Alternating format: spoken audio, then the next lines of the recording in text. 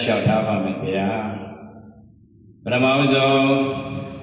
သာသနာတော်တင်းတင်းဆောက်ရှောက်ရေးအဖွဲ့ဥက္ကဋ္ဌသစ္စာမန္တန်ဆရာတော်ဘုရားတင်ပြလျှောက်ထားခဲ့သည့်လျှောက်ထားစကားအရာသာသနာတော်တင်းတင်းဆောက်ရှောက်ရေးအဖွဲ့အကယ်၍ဖွဲ့သင့်မဖွဲ့သင့်ဆိုတဲ့နေရာမှာမဖွဲ့သင့်ဘူးဆိုလို့ရှိရင်လည်းပဲလက်ရှိဖြစ်ပေါ်နေသောအကြောင်းအရာမှန်သမျှကို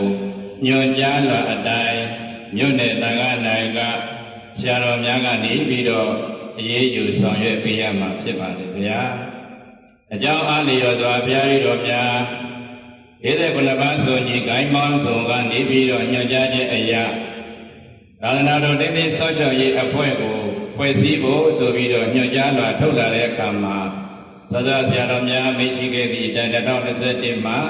တိုင်းကြီးမြို့နယ်သာသနာဗိမာန်တော်ကြီးမှာဖွဲ့စည်းခဲ့ပါတယ်ဗျာဖွဲ့စည်းခဲ့တဲ့အခါကျတော့မြို့နယ်သံဃာနာယကဥက္ကဋ္ဌဆရာတော်များနဲ့တာဝန်ရှိတဲ့ပုဂ္ဂိုလ်များသည်ပြောမယ်ဆိုရင်တော့တာဝန်အရာသက်သာပါတယ်ဗျာသာသနာတော်တင်းတင်းဆောက်ရှောက်ရေးအဖွဲ့ကိုတာဝန်ယူဆောင်ရွက်ကြတဲ့ဥက္ကဋ္ဌဆရာတော်ဥက္ကဋ္ဌဆရာတော်များနဲ့အဖွဲ့ဝင်ဆရာတော်များသည်ဘုရားတော်များသတ်မှတ်ထားသည့်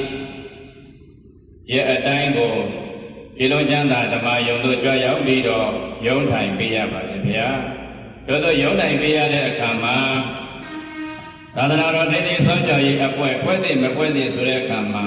ဘုရားတော်အနေနဲ့လျှောက်ထားရမယ်ဆိုရင်တော့ဖွဲ့သင့်တယ်လို့ပဲဘုရားတော်ကခံယူပါတယ်ဗျာ